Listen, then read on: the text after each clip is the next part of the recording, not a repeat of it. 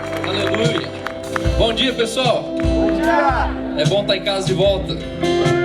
Faz tempo, né? Antigamente aqui era igual ao Globo, a gente se via por aqui. Agora a gente não está se vendo mais por aqui, está se vendo só pela internet. Eu estou virando igual aqueles pastores que gostam de fazer agenda, sabe? Já viu o pastor que gosta de fazer bastante agenda, ficar pregando no Brasil inteiro? Eu descobri por que eles fazem isso. Eles não suportam a igreja deles. Aí eles preferem pregar em outros lugares, né? Lá todo mundo acha eles bacana, gostam dele, não sabe dos problemas dele. E graças a Deus, os meus problemas as pessoas de lá sabem, os problemas das pessoas daqui sabem, né? Então, meus defeitos nunca foram ocultos de ninguém. E é maravilhoso saber que as pessoas, mesmo conhecendo os meus defeitos, as minhas críticas, eles têm chamado a igreja no cinema pelo Brasil inteiro. E essa semana eu estava lá em Brasília pregando uma conferência muito expressiva, uma conferência que era imersão, 7 dias, 2 sessões de manhã com 2 bandas e 2 de noite com 2 bandas. Então, pensa, os caras devem estar até agora lá. Eu já voltei aqui, quarta-feira eu já voltei, os caras devem estar até agora lá, culto.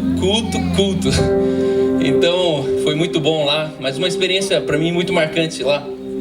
Foi numa madrugada onde eu terminei de pregar à noite, o culto terminou ali por 10h30, a gente foi jantar na casa do irmão, e no final, 00:30, toca o meu celular e fala: e aí, vamos pro rolê? E graças a Deus era outro pastor me chamando para dar uma volta. E o cara, ele mora lá em Brasília, um pastor muito querido chamado Gilberto, tem 31 anos, líder do movimento Fire Universitário, um movimento que tem se espalhado por todo o Brasil, levando avivamento, Jesus para as universidades. Um cara, 31 anos, e historiador, sociólogo, teólogo, antropólogo e iólogo. O cara, sabe aquele cara assim que começa a falar com vocês e fala: meu Deus, você lê mais livro do passado do que do futuro, né? Porque o cara sabe de tudo do passado. Só que ele me chamou para um rolê e falou: cara, vai ser um rolê sinistro. Aí eu pensei: pô, deve ser bacana, né? Vamos pegar na rua dos barzinhos ali e tal, ver o agito, a noite de Brasília. E para minha surpresa, de repente a gente começou a descer ali no eixo monumental de Brasília, né? E aí aqueles monte de prédio, né? Cada ministério.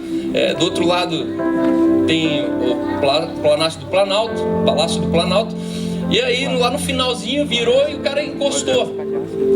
O pastor que estava comigo levando eu, né? Me levando da igreja, eu e mais 2 pastores, um de Araçatuba, outro de Brasília. E aí eles encostaram. Eu falei: cara, uma pegadinha, né? A gente tá aqui na frente do Congresso Nacional, 1h da manhã, não tem ninguém, uma viva aqui. Então o cara falou: não, rolê aqui mesmo. E aí, né, já tinha uma lanterna apontando lá no fundo assim do horizonte, né? Pensa no final de Brasília, assim, lá no buraco. E resumindo, nós passamos a madrugada na frente do Congresso Nacional, do lado da casa do presidente e do lado daquele tribunal executivo ou legislativo, não lembro bem certo. E aquele cara começou a me dar uma aula inteira sobre Brasília. E no final nós passamos por 4 horas ali, sendo 5 pastores jovens, falando do futuro do nosso país, falando do futuro da religião no Brasil. Pessoas que têm sido expressivas com 30 anos de idade. E foi interessante que alguns dias atrás um pastor veio pregar em Curitiba, chegou para o pastor que convidou ele e falou: cara, quem que é esse tal de Cal? Preciso conhecer esse Cal. Aí ele falou: não, veja bem, esse Cal aí é um cara que tem um coração bom. Essa foi a resposta: um cara que tem um coração bom. E ele falou assim: eu preciso conhecer ele porque ele está sendo comentado no Brasil inteiro. E os comentários não são bons. E eu louvei a Deus por isso. Ele foi um dos pregadores dessa conferência. E foi maravilhoso saber que, falem bem ou falem mal, mas estão falando de você e de mim. Quando você falar a verdade, os que mentem vão te odiar. Quando você falar mentira, os que falam a verdade vão te odiar. Então, se você não é odiado, quero te dizer que você é um bundão. Que você ou mente e fala a verdade no mesmo momento. E nós seremos odiados. Nós seremos odiados. E eu me conformei com isso. E isso hoje tem sido motivo de grande alegria, porque nós estamos manifestando justiça de Deus. Estamos sendo uma voz para quem não tem voz. E além de ser uma voz, estamos sendo uma mensagem. Essa mensagem está ecoando. E nessa manhã eu gostaria de falar: você não é um bundão, tá? Só estava brincando com você, tá bom? Eu sei que você já notou isso. já ficou triste comigo e já desligou da pregação. Mas liga de novo. Você não é um bundão, você é um filho, como a Andressa já falou aqui. Você é amado, você é especial, e obrigado porque você veio nessa manhã. O prestígio é um prestígio muito grande nosso, receber todos os domingos esse auditório lotado, sem anunciar um pregador, sem anunciar uma mensagem, uma banda, e saber que nos últimos 3 domingos que eu não estava presente, você veio, né? Você não veio por causa de um pregador, você não veio por causa de uma banda, mas eu creio que você veio por causa desse momento, onde nós nos assentamos à mesa e buscamos entender o que o Espírito Santo diz à igreja. O Espírito ainda diz à igreja. Ele fala conosco, Ele está falando, soprando algo nos nossos dias. Estamos vivendo dias incríveis, dias de terrorismo, dias de perseguição, dias onde o governo russo proíbe falar da palavra, onde você, a partir de agora, você só pode falar dentro de um templo de Jesus na Rússia. E enquanto isso, a religião ela fica perplexa, porque ela pensa que Deus perdeu o controle. Ela pensa que Deus ele está perdendo alguma coisa, mas Deus não está perdendo. Me fascina que nos últimos dias, e você já sabe tudo que a Bíblia diz que vai acontecer nos últimos dias, e me fascina que os últimos dias chegou, estamos vivendo os últimos dias. Então não tenha medo de terrorismo, não tenha medo de guerra de nação contra nação, não tenha medo de perseguição, de briga de pai contra filho, não tenha medo, porque isso prova que a Bíblia não é um enfeite, a Bíblia não é um conto de fadas, mas a Bíblia é a palavra de Deus. Aleluia! Muito do que está nela se cumpriu, e muito do que está nela está se cumprindo e há de se cumprir muito em breve. Glória a Deus! Estamos vivendo os dias mais incríveis que a humanidade já viveu. Eu te dou por escrito e te asseguro isso. Você está vivendo os melhores dias que um ser humano nesse mundo já podia ter vivido. Dias onde nós estamos passando por uma revolução na informação, a informação na educação, a revolução na indústria, a reforma, na verdade, da globalização. Quando você olha a Torre de Babel, o povo era um, e Deus segregou esse povo em subculturas. Hoje eu olho um povo que era subcultura, chegando a um ponto em comum, sendo um de volta. Ao redor do mundo inteiro hoje, eu vejo uma globalização que parece que é um caminho inverso da Torre de Babel. De todos os continentes existem pessoas falando a mesma língua, pregando as mesmas convicções, usando as mesmas roupas, consumindo as mesmas músicas. Pessoas que não são brasileiras, pessoas que não são japonesas, pessoas que não são paraguaias, não são africanas. Mas tudo isso há uma tendência internacional. E nós somos um povo, nós somos uma família, nós somos uma espécie, nós somos a coroa da criação. Por isso nós queremos celebrar isso, né? Porque você faz parte de algo muito maior, espalhado por toda a terra. Nós somos parte de algo grandioso, uma igreja que é triunfante, cujas portas do inferno nunca prevalecerão contra ela. Você sabia que só existe uma maneira de você perder na sua vida? Só existe uma maneira que Satanás ele pode conseguir fazer você perder na sua vida.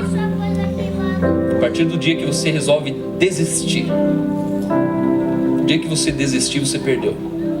Mas enquanto houver uma resiliência em que você não para, não desiste, a Bíblia diz que nós já somos mais que vencedores em Cristo Jesus. Eu fico imaginando um jogo de futebol de 90 minutos, onde você dá os sprints e você marca o gol e tem que voltar para o jogo. Mas quando chega ali nos 70 minutos, você já está muito cansado. E tudo que você tem vontade é de sentar e parar. E sabe o que eu aprendi? Só continua correndo, entendeu? Porque só tem um jeito de perder na vida cristã, por WO, o dia que você desiste. Mas enquanto você estiver correndo e o tempo estiver passando, saiba que o resultado está definido. Nós somos vencedores. E hoje o que tem sido uma praga na nossa geração é uma doença chamada depressão. Qual é o maior sintoma da depressão? Ela faz o sujeito desistir. Por isso, você não foi criado para desistir.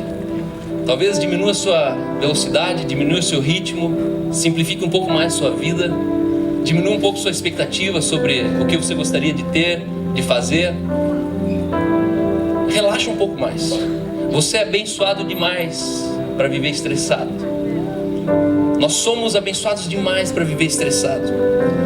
E nessa manhã eu gostaria de falar sobre essa mentalidade. A mentalidade de que liberdade é maior do que igualdade. Você sabia que liberdade é maior do que igualdade?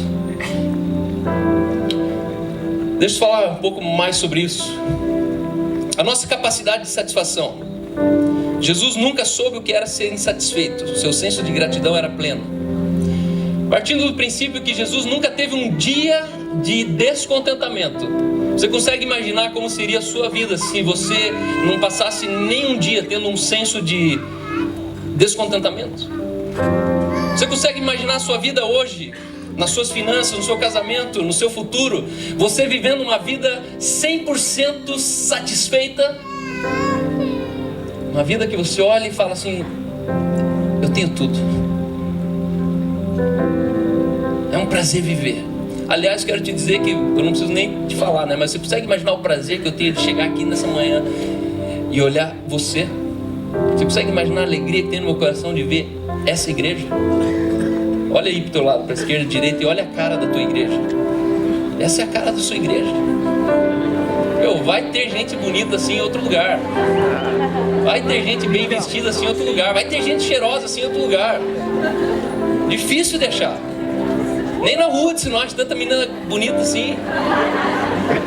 É ou não é, piazada? Verdade. Olha lá, ficaram com medo de responder. O seu senso de gratidão era pleno. O valor fundamental dessa manhã é você entender que enquanto liberdade não for maior que igualdade em nossas vidas, em nossas famílias, em nossa igreja, em nosso país, nós vamos viver perpetuamente insatisfeitos, murmurando, cansados, desacreditados e sem expectativas sobre os detalhes da vida. Enquanto nós não entendemos que liberdade é maior que igualdade, nós vamos viver perpetuamente insatisfeitos. Jimmy Carter, ex-presidente dos Estados Unidos, um dos presidentes mais expressivos dos Estados Unidos, um dia foi perguntado: qual é o seu maior medo? Você agora deixou a presidência dos Estados Unidos, você conheceu a situação política socioeconômica do mundo, mas qual que hoje, como um ex-presidente, qual hoje é o seu maior medo da humanidade? Alguém conhece essa resposta? Ele responde e diz assim: o maior medo que eu tenho é o crescente abismo entre ricos e pobres. É o crescente e pobres. Você sabia que pelo menos mais da metade da fortuna mundial está na mão de 5% de pessoas nesse mundo? 5% de pessoas possuem mais de 50% do capital, do dinheiro que existe no mundo. É um abismo. Na África do Sul, quando nós moramos lá, o apartheid ele terminou na prática, na teoria, mas na prática você chega na pizzaria, o branco está no caixa recebendo e o negro está amassando a massa de pizza. Aonde você chega, ainda existe um apartheid. Quando você anda pelas ruas, o branco está dentro do carro e o negro está de a pé. Quando você entra dentro de um trem, eu e a Aline entramos lá dentro de 5 vagões, nós éramos os únicos brancos dentro daquele trem. Nós éramos proibidos de andar de trem porque era perigoso por causa da nossa cor. Eu falava: cara, se é perigoso, então agora de vez que eu quero entrar e quero andar com essa negada nesse trem. Perigo, perigo, perigo. Só que não é perigo porque um é negro e outro é branco. É perigo porque o branco tem mais e o negro lá tem menos. O problema da sociedade hoje é que algum tem mais e o outro não tem menos do que menos. Você sabia que o Brasil é um dos países mais seguros do mundo? Vai dizer que não. O Brasil é o país mais seguro do que a Alemanha, mais seguro que Japão. Só a diferença tem mais ladrão aqui. Só isso. Porque na Alemanha o ladrão ele não precisa roubar, ele ganha uma bolsa do governo. Se ele não trabalha, o governo fala, não precisa roubar não, tá aqui uma mesada para você. Então é óbvio que ele não precisa roubar, mas se não tivesse essa mesada ele estaria roubando. A violência hoje ela é fruto de uma desigualdade. E por muito tempo eu confesso que eu achava que a solução para o mundo era a igualdade social. E essa é uma origem do pensamento comunista. Essa é a origem de um pensamento petista. Não, a igualdade. Porque eu pensava, cara, tem que tirar mais do rico e dar mais para o pobre. Mas o rico é rico por uma razão, o pobre é pobre por uma razão. E na maioria das vezes eu cheguei nessa conclusão. Você sabia que o pobre ele é pobre porque ele tem um pensamento pobre? E o rico é rico porque ele tem um pensamento rico? Tanto a pobreza quanto a riqueza são dois pensamentos. Então não adianta você ficar dando Bolsa Família, dando casa, dando isso, dando emprego. Quando o cara ele tem um pensamento pobre, ele pode ter muito dinheiro, ele continua pobre. Pobreza é um pensamento, assim como a riqueza é um pensamento. Existem muitas famílias de classe média baixa que são extremamente ricas, tendo pouco, mas tem uma riqueza. Nós conhecemos muitos dessa família. Jesus ele diz, Gálatas ele diz, para a liberdade foi que Cristo nos libertou. Permanecei, pois, firmes, e não vos submetais de novo a jugo de escravidão. Esse texto aqui é um dos textos que me chamou a atenção para essa mensagem. Foi para a liberdade que Cristo nos libertou, não foi para a igualdade que Cristo nos libertou. Cristo podia ter nos libertado para vivermos uma vida de igualdade, mas Ele não optou por igualdade, Ele nos estendeu liberdade. Você sabe qual que é a diferença entre liberdade e libertação? Cristo ele nos libertou para a liberdade. A liberdade é o destino e a libertação é a origem. Imagine um cara que ficou 30 anos preso. Esse cara ele sai da prisão, ele não tem mais filho, ele não tem mais família, ele não tem mais nada. E de repente ele chega na rua ele olha para os dois lados, depois de 30 anos de prisão. Esse cara é um cara liberto, mas ele não é livre. Por quê? Porque ele não tem destino. E muitos deles preferem falar, não, deixa eu voltar lá, cara. Minha casa era prisão, eu me sinto melhor lá dentro, onde eu tinha os amigos, eu tinha comida, eu tinha o sol que eu tomava. E hoje muitos cristãos, eles são livres, são libertos, mas eles não usufruem de liberdade. E o padrão de Deus para o homem é liberdade. Foi para a liberdade que Cristo te libertou. Não foi para a libertação que Cristo te libertou. É tempo de eu e você nós pararmos de viver uma vida de libertação e passarmos a viver uma vida de liberdade. Alguém um dia disse: a igreja cria pecadores, a medicina cria doentes e a matemática cria pessoas insatisfeitas. Você sabia disso? Se a gente não tivesse a matemática nas mãos, eu não sabia o que era mais e o que era menos. Eu não sabia que você tinha mais e que eu tinha menos. A matemática criou pessoas insatisfeitas. E agora eu pergunto, qual que é a melhor solução para frear esse crescente abismo entre o rico e o pobre? Assim como eu, há quem pense que é a igualdade. Mas você sabe qual que é o problema da igualdade? A igualdade, o problema dela é a ingratidão. Não existe igualdade sem comparação.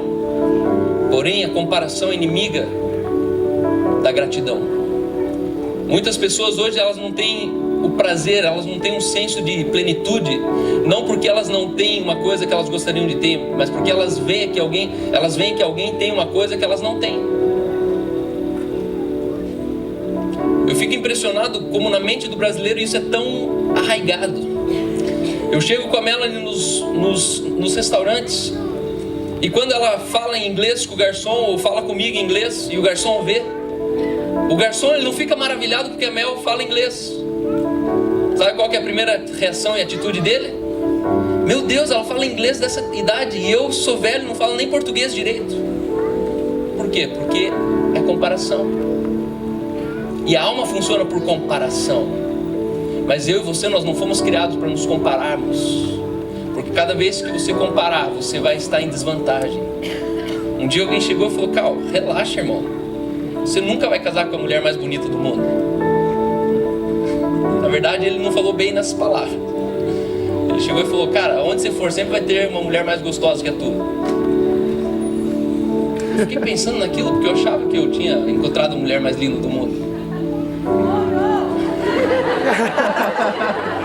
Mas eu encontrei mesmo.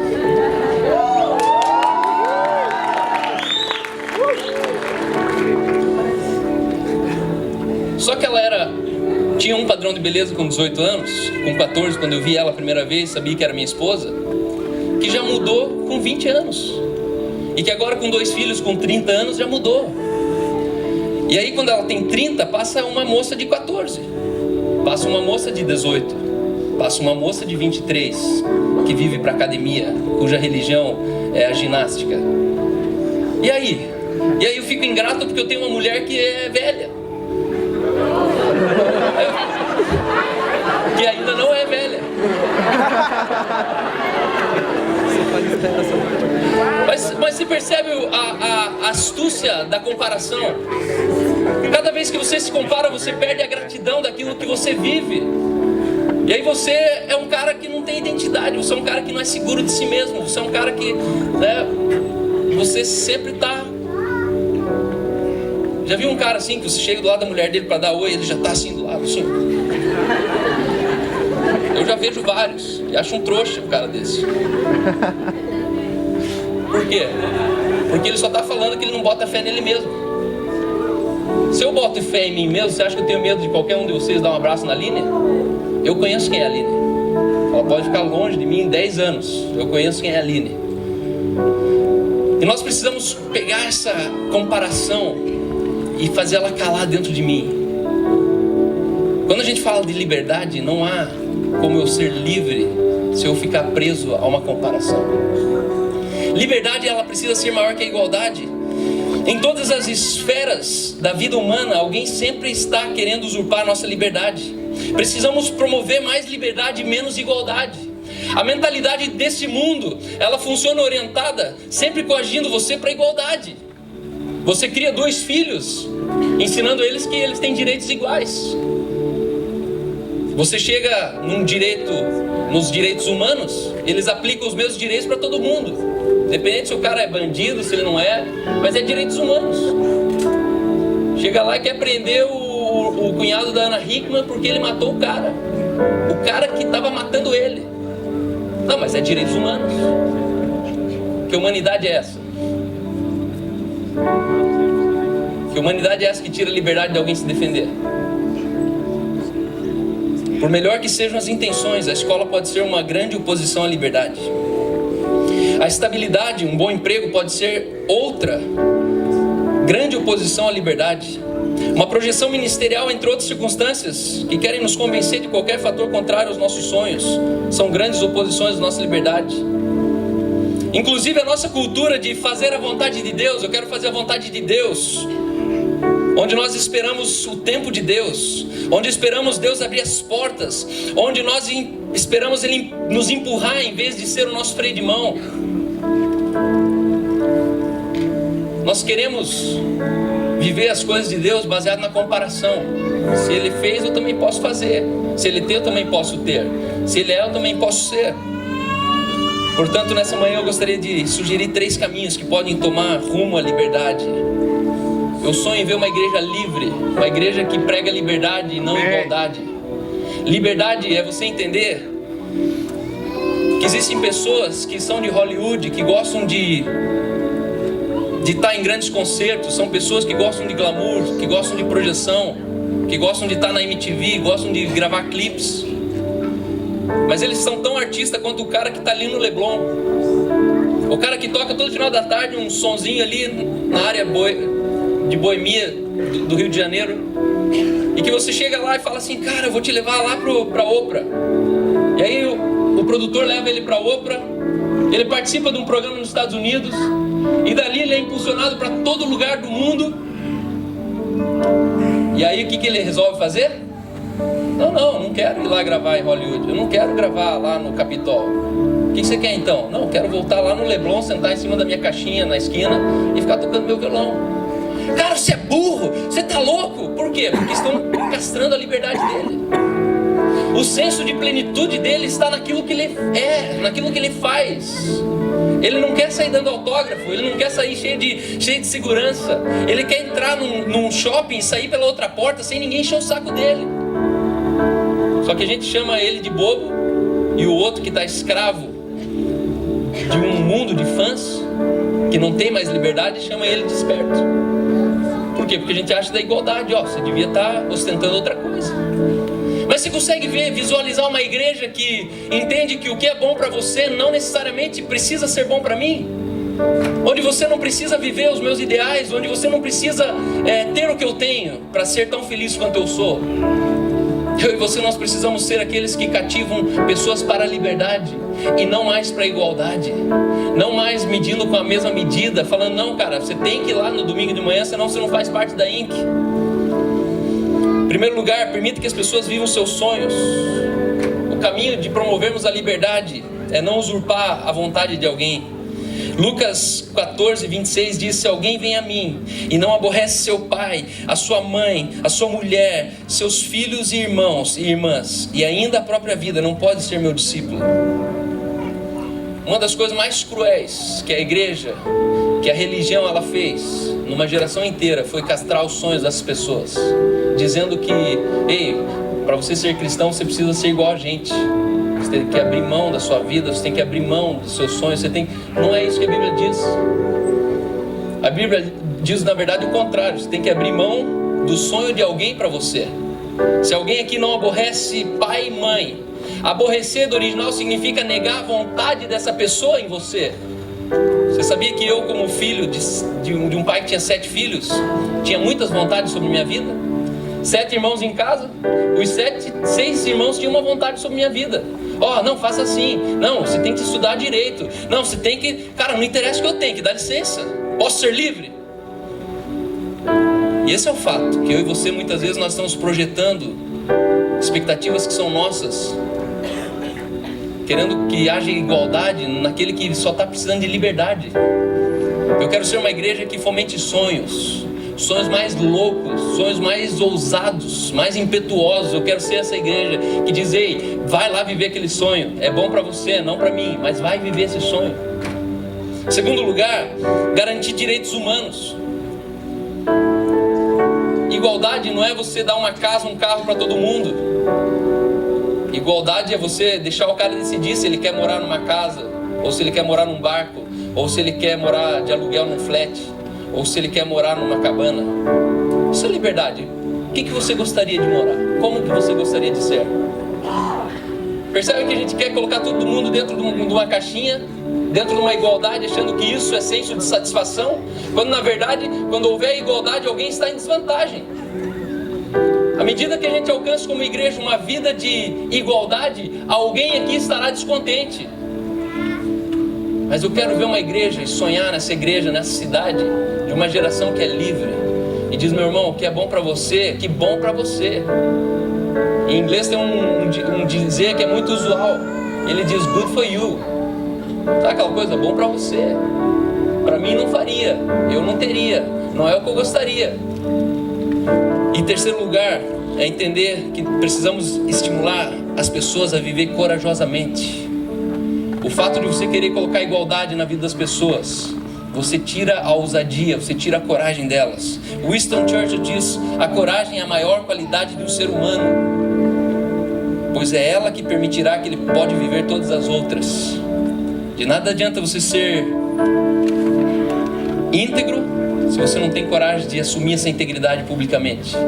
De nada adianta você ser humilde se você não tiver culhão para assumir essa humildade o dia que a pressão pública te levar a ser orgulhoso e dizer, não, eu continuo humilde.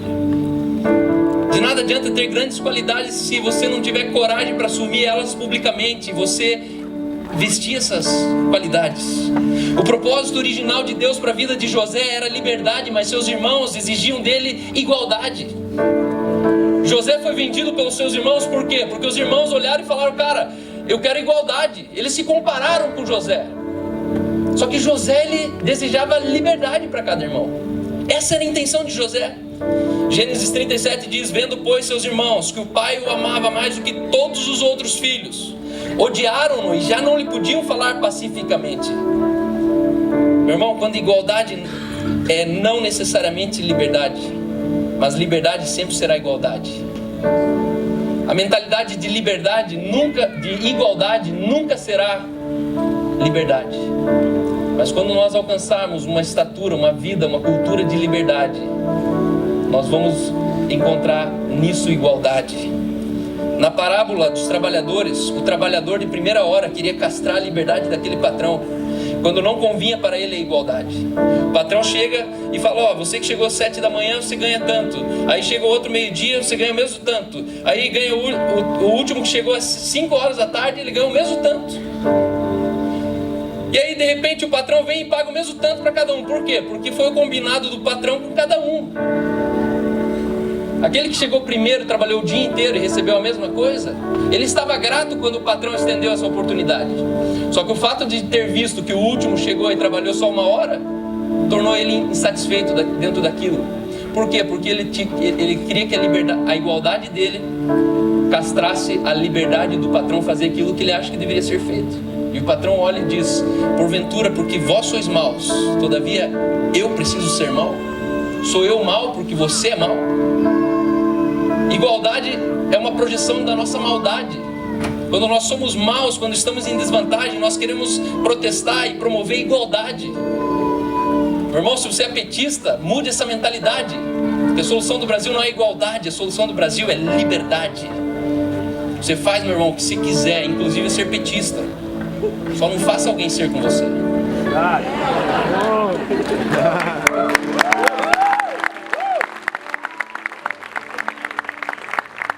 O proprietário responde e disse a um deles: amigo, não te faço injustiça. Não combinaste comigo 1 denário? Toma o que é teu e vai-te, pois quero dar a esse último tanto quanto a ti. Porventura não me é lícito fazer o que quero do que é meu? Ou são maus os teus olhos porque eu sou bom? Porventura não me é lícito fazer o que eu quero do que é meu? Eu sonho essa igreja onde alguém olha e fala: cara, eu não posso fazer o que eu gostaria de fazer. Pastor, você vai ficar me enchendo o saco para mim fazer o The Way aqui? Não, cara, se não quiser, não faça. Você vai ficar me enchendo o saco para mim vir no culto aqui? Não, meu irmão, se você não quiser vir, valeu. Nos vemos na glória, como diz o assembleiano. Lá no céu com Jesus, vamos orar. As pessoas que querem promover igualdade normalmente são aquelas que querem se beneficiar daquilo que não lhes pertence.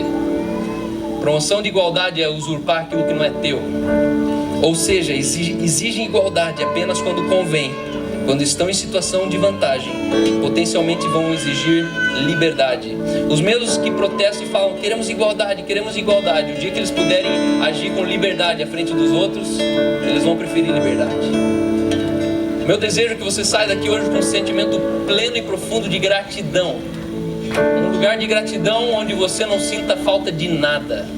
Onde você olha para as suas finanças, para a realidade, talvez você que é mãe solteira, uma realidade que talvez você tenha uma mãe com câncer em casa, talvez para você numa realidade que você encontre profunda satisfação e contentamento nessa circunstância. As pessoas, quando estão numa situação crítica, elas falam: por que comigo? Como que se para os outros fosse normal acontecer.